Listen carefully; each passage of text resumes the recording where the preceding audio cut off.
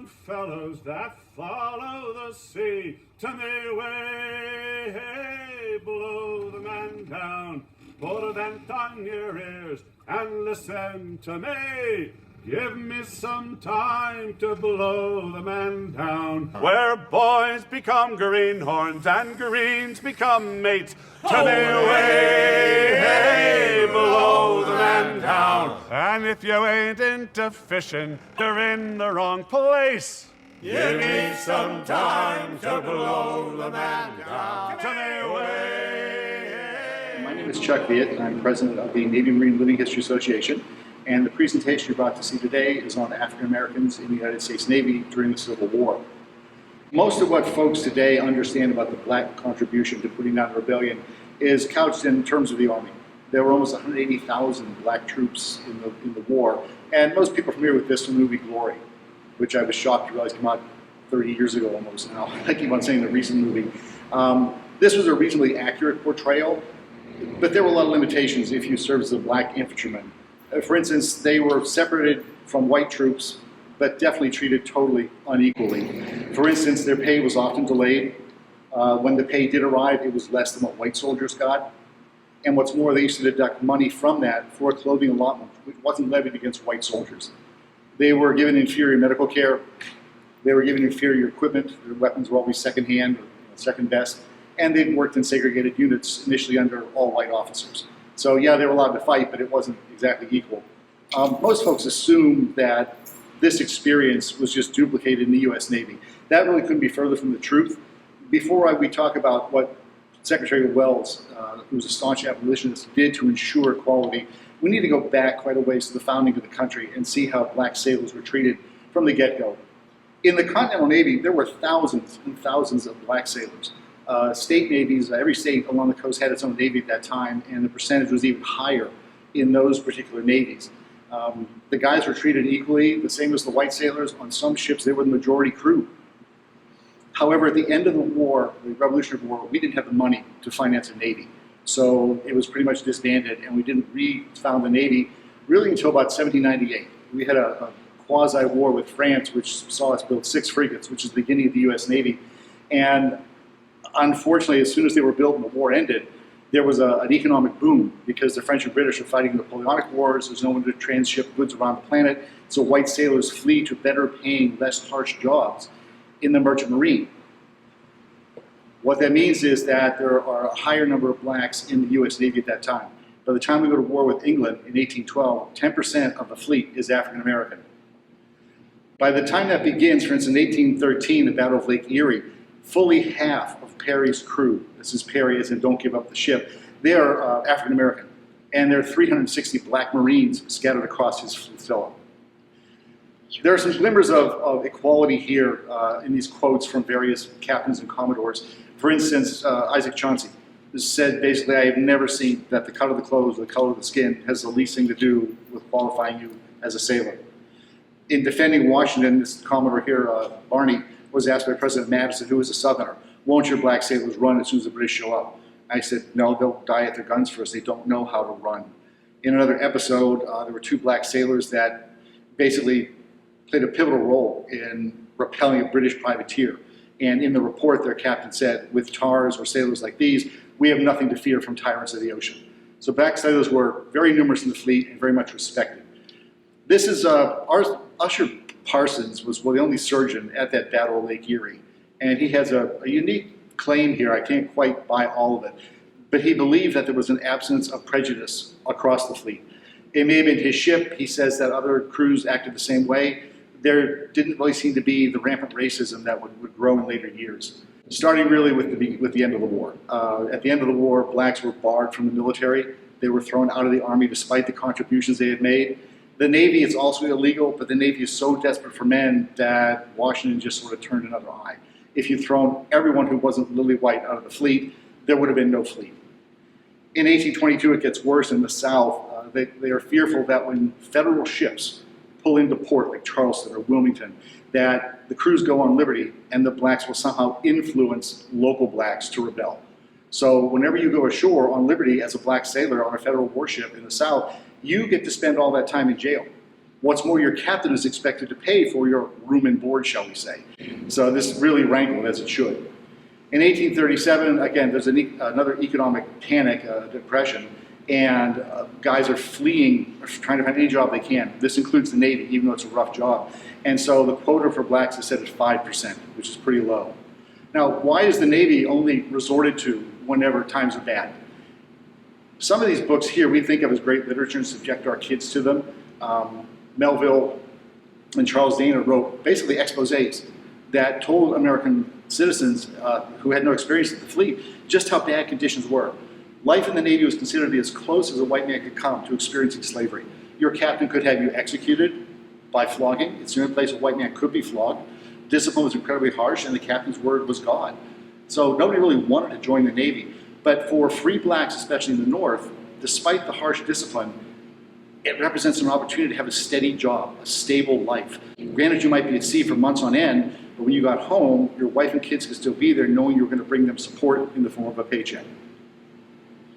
In 1850, the Navy passed a major milestone. It actually abolished flogging. Those two expose books were pivotal in doing this. The public was shocked at how harsh Navy discipline was.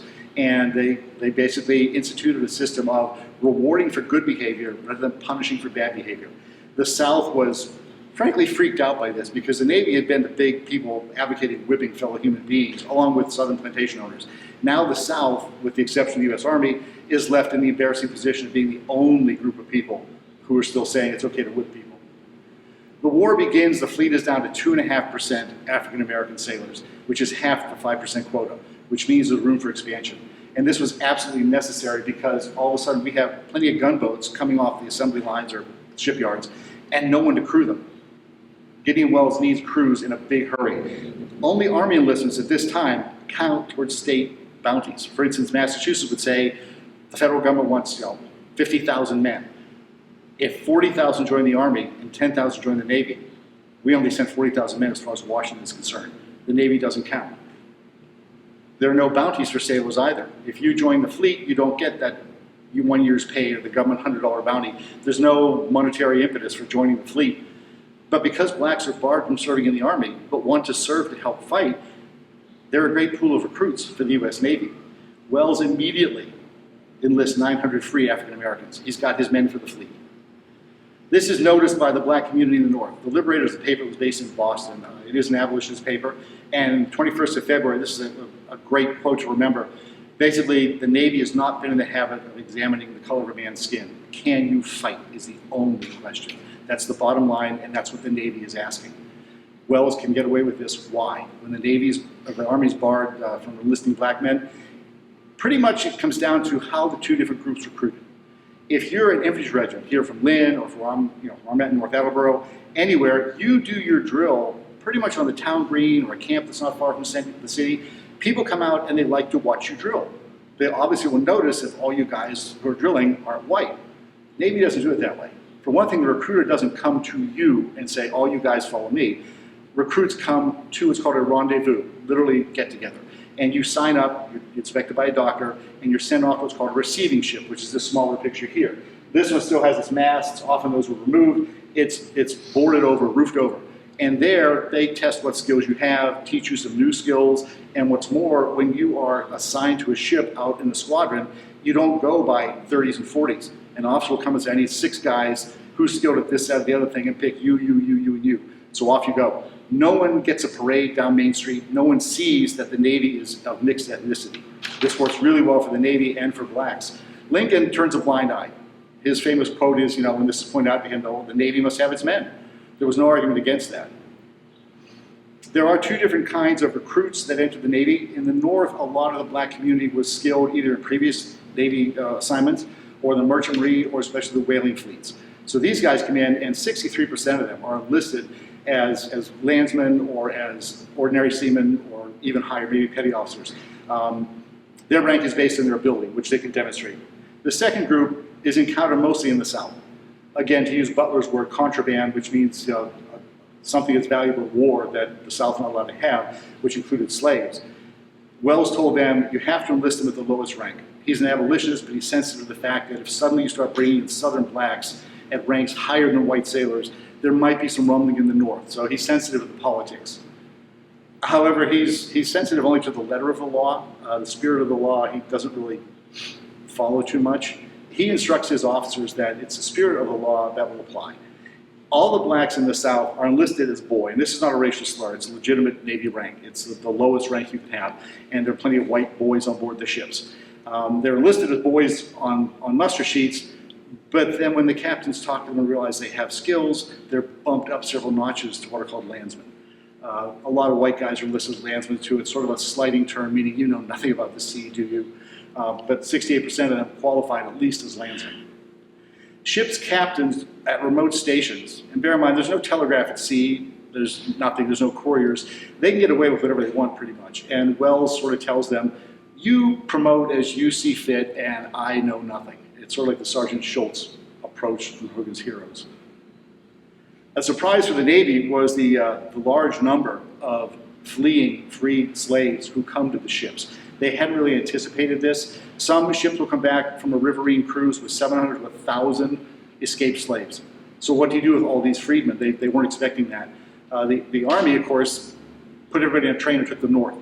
This was efficient but cruel because you have now 1,000 people, let's use that as a round number, who are used to southern temperatures, which means reasonably mild winters and warm summers. And the Army would set up, I would call them concentration camps, they would bridle at that, but they'd bring them up to the north. Now you expect them to winter over in Ohio or Pennsylvania or New York State, and it's bitter cold conditions as far as they're concerned. The Navy can't do this. For one, they don't want to use their gunboats as taxis or cargo ships. They can't take them offline. What the Navy does is set up a series of small camps along the coast in the area where these folks escaped to. And the camps are not just for escaped freedmen, they're also for white unionists. In those camps, they allow them to take over the plantations, grow food for their own subsistence. They also arm them. This was kept very, very quiet because, my God, to arm a black man in 1862, people up north would have flipped out. Lincoln just says, do it and don't tell me about it. There's also a gunboat stationed at each one of these, and the camp is under supervision of a Navy officer. A couple times the rebels would, come close and make trouble, but with the gunboat there and the fact that it's only, 1,000, maybe 2,000 slaves, it wasn't worth the effort, especially when they'd all been trained how to fire a musket. This is a day that really should be in the history books, the 25th of March, 1862. You've all heard of the Monitor and Merrimack battle. Well, when Merrimack fought to a standstill with Monitor, of course, it was the day after. She had sunk one and set afire two of our major ships of the line. And to remedy this, Gideon Welles tells Lincoln, don't worry, we're working on an ironclad, and we think it can take it out. Secretary of War Stanton hears this discussion and says, well, how many guns does she have? Knowing that Virginia has about 4 or 5 on her broadside. And he says, oh, 2. And Welles pretty much flips out. Eyewitness reports say that he ran up and down the halls of the White House, flinging his arms in the air, sitting down writing some manic order, came back, asked more questions that didn't make him happy, and ran off again. And Welles decides that the guy is going around the bend. What Stanton does, though, is, okay, if the Navy can't handle this with their 2 pop-gun, tin-clad ship, I will take care of it. He goes to New York and contracts with a trio, eventually 9, iron-hulled civilian ships. Now, these guys are crewed by civilians, under civilian officers, and they sign on for extra hazardous duty. This usually means running up a river under rebel guns, delivering supplies, something like that. The ships need coal further upstream, and the men are used to that. There are actually some cannon on board these ships. The guys are drilled and cutlass drilled, no big deal. They get down to Hampton Roads, and the local flag officer tells them, Flag Officer Goldsborough, thanks them very much. Tells them they're very brave sons of the Republic, and now we can finally sink the Merrimack. And I'll paraphrase. Almost every man said, what? You're kidding me. Everyone, they're civilians, so they don't desert. Let's just say they de-volunteer. So most of the ships are now out of crews. And the crews go back to New York where they're trying to recruit new crews. Come to find out that Stanton and Welles had never thought it important to tell anybody what their mission was going to be. So these guys get gobsmacked by the news that you're going off the most feared ship of the world when they're right down there across the river from where it is stationed. And so you understand why when the first crews talk to engineers on the second crew, suddenly there's no second crew for some of these ships. Eventually they do all find crews, and the Navy says, well, okay, you got one ship here, the Arago, which is going to lose its contract, and we'll send it back unless you can scrounge up a crew. And they're willing to enlist them. They said, all we need are strong backs because we'll put Navy officers on board. And so the captain, whose name I believe is Gadsden, goes to Fortress Monroe and asks General Wool, can I have 50 guys, 50 white soldiers? And Wolf says, I need 10,000 men. You can't have anybody. But there is a pool of men, if you're willing to try it, because this has never been tried in this war yet, you can try and get 50 guys. And his quartermaster, a guy by the name of LeGrand Cannon, I checked him in the census, his name really is the big gun. But LeGrand Cannon takes about 350 stevedores who've been working for the Army and the Navy, unloading and reloading and shipping supplies off Fortress Monroe. And he assembles them on the parade ground. And he gives them, it was a stirring speech, but mostly it laid it on the line. He said, you saw what happened the other day with those 2 ships. We're assembling some ram ships to go after them, and one of the cowardly white crews from one of these ships won't fight. They turned their man. And here is your chance to prove that it is worthwhile fighting to free you. And he tells them, some of you will die and be martyrs. Some of you will be wounded. But no race has ever freed itself without shedding blood. And in what I would otherwise think was a bad scene from a bad Hollywood movie, when he asked for volunteers, all 350 men stepped forward, just stomped the ground. He took the 50 biggest guys, because again, they're shoveling coal, they're raising the anchor, they're not expected to know anything about the Navy, but they all enlisted. And the fact that we never had to use the ram ships doesn't take away from the fact that they enlisted knowing we might have to. And even though at his court-martial, the Confederate commander said, oh, I knew about the ram ships, they weren't worried. Well, he also never came out to face them. And they probably would have worked, because that Virginia or Merrimack takes a very long time to turn. We're talking a half-hour turnaround. If you have 4 ram ships coming in 4 directions, his broadsides might savage 2 of them. 2 more are going to get through. And remember, his deck is this far above the water. If you ride up over that, you can sink it. So you could be looking at some of the crewmen who might well have sunk Virginia had she had the nerve to come face the ram fleet. These guys stayed in the Navy. Assistant Secretary of the Navy Fox went down several times to check on them, because we had had integrated crews. Fox was aware of this. He was an ex-Navy man. We had never before had an all-black crew in such a critical position. So this was the first time, and it's just, I ran across this in LeGrand Cannon's personal diary, basically, and no one else seems to know about it. But it was a signal day in the history of African Americans in the Civil War. So remember what Usher Parsons had said about the War of 1812. How were the descendants of those black sailors treated? Now bear in mind, throughout this, it is easy to find instances of individual racism. It's the 1860s, I'm not apologizing, but you go looking for it, it's all too easy to find. But institutionally, how were African Americans treated? Like I said, Wells is a staunch abolitionist. He will not brook any racism at a higher level. His officers, well ahead of any soldiers getting down there, are the first ones to see what slavery is really like. For most of the officers in the North, even though they might say they were abolitionists, or I don't care, or I'm pro-slavery, it was far away and easy to ignore. That was a problem literally in another world, and just don't rock the boat, and it's okay. Now these guys are going up the rivers and down to plantations, and they're seeing what slavery really means. And it turns a lot of them into very ardent abolitionists. Also, a number of these officers are from the Merchant Marine, where you had ethnically mixed crews, and where you learned that the hand that saved you from being washed overboard, you don't stop and ask the color of it first. You're just happy to have a shipmate help you. These guys came in, and they're only acting officers. The Navy didn't want to get top-heavy by enlisting full-fledged officers who might not leave afterwards and break up the hierarchy of promotion. So you have a lot of officers and men from the Merchant Marine and the whaling fleet who are used to working in a multi-ethnic environment. They just don't care. There's a job to do. We need everybody to do it. Like I said, there's incidental and individual racism. On an institutional level, though, the Navy is without racism. So how did this compare point by point with our soldier here? Remember how unequal his experience was. For one thing, the sailor got the same clothing allotment. You didn't pay for it. You got 2 suits of clothes every year. I think / hope 1 new set of undies. I remember reading a disconcerting story where, not willing to wait for the allotment, 2 sailors traded underwear with each other and somehow counted that as fresh. History's wonderful. You got 2 pairs of shoes, you got the same food ration. Everyone ate the same food on board the ship, for better or worse. It didn't matter what color you were. And this, by the way, was a signal event in the evolution of black sailors. When you're first allowed to eat with the whites, the Navy had always done that, so it wasn't a big deal. But sailors were allowed to basically go into the grog line. Grog over here was a whiskey-based, it was rum in the British Navy, and you got basically a shot of it every day.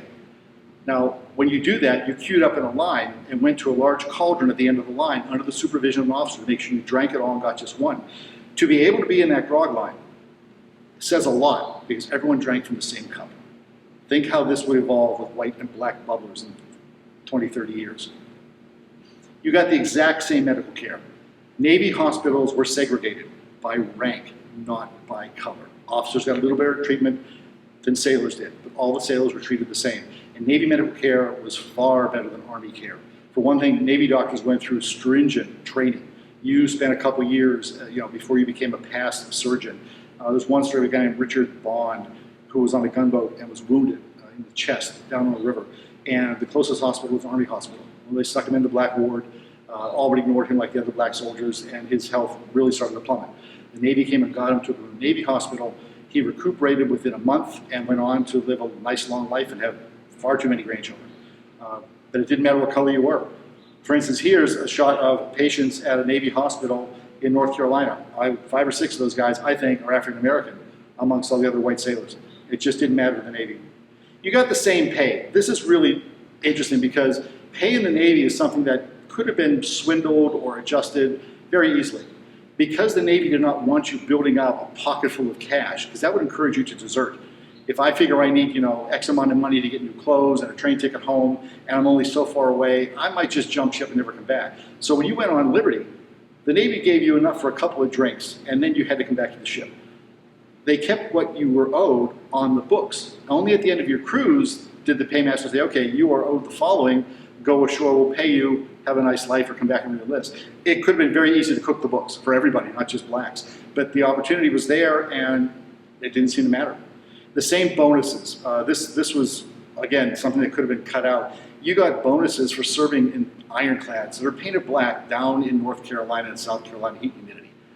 So while you all process that for a minute and just sweat thinking of it, black sailors got the same 25% bonus that white sailors did for serving in the South on board ironclads.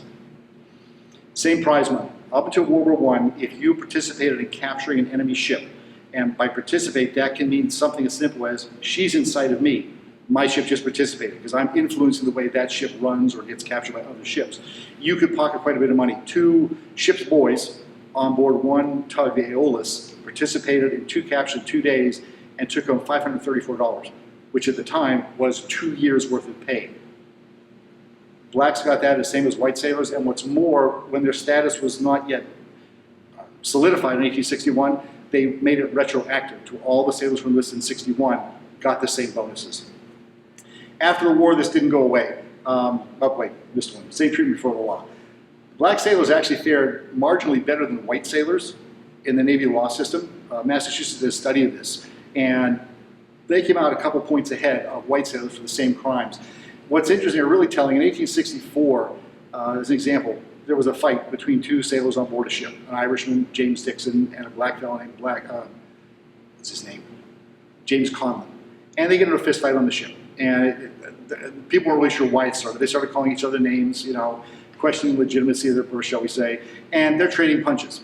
And the black sailor lucks in a blow on the Irish sailor, knocks him to the deck. In falling, he hits his head on an iron fitting and dies. First time I read that story, I expected the word rope was going to figure prominently in the next paragraph. It did not. The sailors were interviewed, the witnesses and the surviving sailor were interviewed, and the Navy said this was just a sailor's fight. It could have gone either way. There are no charges. Perhaps even more telling, one white sailor was executed for murdering a black sailor on board another ship. And this is another signal event. At one point, one white sailor was taken to court and charged with rape by a woman he had supposedly molested. 2 black sailors who were shipmates came to his defense and said, no, she's a prostitute, and she just wanted more than he was willing to give her at the time, money-wise, and the fact that they were allowed to testify in court in support of their white shipmate is really telling of the attitudes of the Navy. After the war, a number of states and the federal government set up a series of basically retirement homes, soldiers' homes, sailors' homes. This is what the Navy had done, by the way, with their share of the prize money. Remember the 2 boys that got $534? Well, that was chump change compared to what all the officers got and the Navy. The Navy kept half the money. And when you capture the blockade runner, the value of the boat went into Navy coffers. Amazingly, none of that seemed to go into anybody else's pocket. They invested it and set up homes for black and white sailors after the war. Pennsylvania even set up schools for black orphans of black sailors. So again, they're trying to treat everybody very, very fairly across the board. The number of blacks in the fleet starts off at that 2.5% and then slowly builds over time. Its peak is about 1864. North Atlantic Squadron, of course, that's us up here. We tap into the pool of ex-black mariners from the Merchant Marine and the whaling fleet. Mississippi, of course, it's a lot of contraband. A lot of escaped or freed slaves is why it's a third of the entire fleet down there. By 1865, it does drop down to 17% because, of course, everyone's going home. They got rid of warships faster than you can imagine. But even so, after the war, after discharges, it's still 15%, which is 6 times the number of blacks in the Navy after the war as at the beginning. So how did African Americans participate, or how were they allowed to participate in combat? On board a ship, unlike on a land engagement, there's no place to hide. I've read stories of compassionate sailors taking the youngest ship's boy and saying, "This is the safest spot on the ship, you hide here." Damned if that's not where the cannonball goes and he's the only casualty. Everyone fights, everyone can get hurt, there's no place to hide, you all got a duty, and you all need to perform it. I don't know if you can see down here in this painting, there's one single black sailor. That percentage is incredibly low since this ship is on the Mississippi, but he is there at least. The Army, although the enlisted black regiments were very hesitant about using them. Grant at the Battle of the Crater in 1864 had a specially trained black regiment with scaling ladders ready to go once they blew the crater. They knew the rebels would be disoriented. Their orders were clear. They trained for this, run through the crater, don't fire at that point, put the ladders up, storm them, and take them over. At the last minute, Grant got fearful that it would be an immense slaughter, and he'd be chastised by Northern papers saying, "Oh, you sent them in to die." So he pulls back the specialists, sends in a white regiment who were told minutes before they were going to do this, who expectedly ran into the crater, stood around, milled like a bunch of fish in a shooting gallery, and were slaughtered. He then sends the blacks in to try and help them, fearing they're specialists. They can't even get through the white regiment. So everybody has an incredibly bad day. The Navy can't do that. You can't say, you guys stay out of the way. As a matter of fact, even just shipboard life, commanders realized pretty early, you can't segregate your crew. Some on the Mississippi who were a little more racist than others decided, okay, I'm going to split the crews into 2, and we'll just have them each do different duties. It didn't work that way. Duties were done half-assed, pardon my French, or done poorly, or in much more time than it took. So you needed an integrated crew, and they knew that. Again, there's no way to keep black sailors out of harm's way, and blacks filled every single billet short of officers, although there were what are called 100 deck petty officers.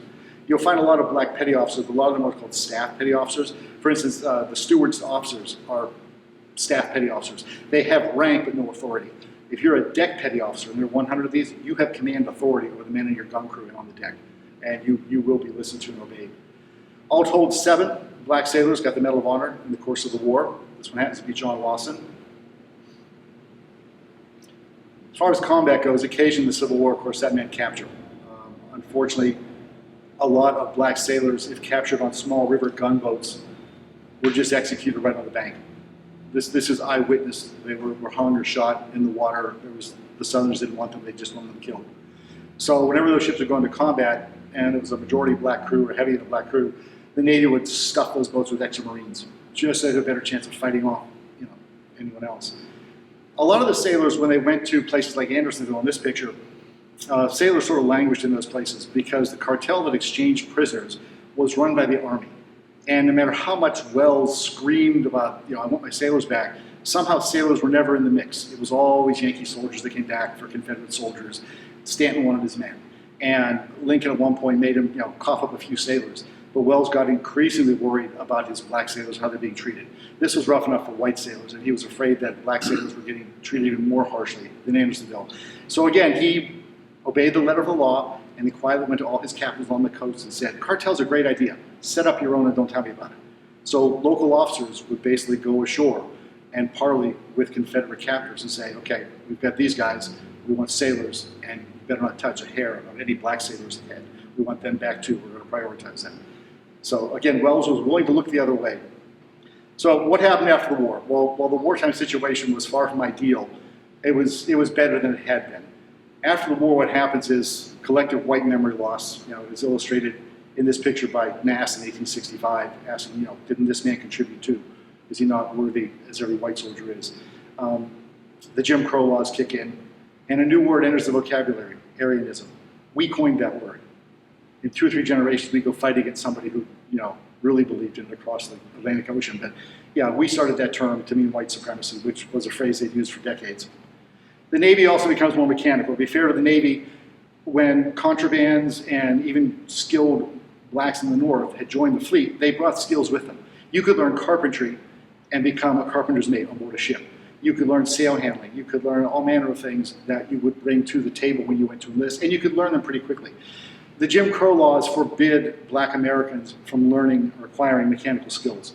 So the Navy really didn't have too much of a training program then. It was more hands-on and bring your skills with you. Blacks weren't refused per se, but it's just like, you don't have anything we can use you for. I've got 6 other guys here who know how to run this machine. And those are the guys that got recruited. There were some black midshipmen that had been allowed to enter the Naval Academy, but towards the 1890s, they were just hounded out as racism began to rise. The number of blacks in the fleet just plummets. They're limited, by the time of World War II to basically messmates, stewards, and that. They're down to a 0.5% of the fleet. One racist rationale for this is that, of course, in the Spanish-American War, we had taken over the Philippines. And Filipinos, well, not white, weren't as black as our blacks, and they were shorter and perceived as more docile. So we'll have them as people on board a ship to do manual labor. And this is why when you start to see World War II movies come out, all of the bad B movies that came out in the early 40s, typically in a Navy crew, you'll find a whole bunch of Filipino messmates. That's actually historically accurate because we had substituted, one group for another to treat in a racist fashion. World War II changed all this, of course, just like it had in the Civil War. We needed men, and black sailors were willing to fight. This fellow on the lower right who wanted to become our first black admiral, Gravely, he actually is the first black captain of an anti-submarine ship off the Atlantic coast. And of course, the first one to go through Annapolis, Wesley Brown, graduates 4 years after the war. So how did we lose this story? We lose this story because it's a small part of the bigger Navy story. But the bigger Navy story even is a small part of the Civil War. You'll notice here the one crazy sailor back here. By the way, he outlives all these fellows. This is probably taken about 1890. It's a GAR, or Grand Army, the Republic meeting. And he wants to make very sure that the camera sees him and recognizes the Navy was there. That ratio of 1 to 26 is spot on. So what kind of history do you think comes down to us when 26 guys write their memoirs and the sailor writes his? Sailors also weren't really inclined to write stories because all these guys probably served in one of the companies from the 7th Mass, which is recruited in North Attleboro, where I'm from. So when they come home, a lot of them stay put. And as they start to get long in the tooth here, they realize, well, winning in the North or losing in the South, we took part in something significant, we should write it down. So they can compare notes, they can talk to each other. Where were you during that battle? What was Captain so-and-so doing? How did we do that? Yeah, I know we ran, but there was a reason for it. And you get these wonderful, holistic prose accounts of battles from individual perspectives. Because of the way the Navy recruited, they went to a rendezvous. This guy might be from North Attleboro, these might be his neighbors, but he went to Boston to enlist, along with sailors from all New England, New York State, Canadians, out-of-state people, and when they come home, even if you found 10 sailors here, the chances of them having served on board the same ship are virtually 0. So the sailor here can really write about maybe just what I knew, and mostly that's out in my gun port. He can't ask anyone else in his ship, what was happening on your side, or why did that happen? So you don't get too many accounts by sailors talking about their experience in ships. I went looking, just to verify this myself, were blacks represented in the post-war statuary that we put up everywhere. Now, if you're a small town in Vermont where everyone's white, and you send off all your sons and husbands and fathers, and they fought in a white regiment, there's no reason you shouldn't put up, an infantry regiment that's white.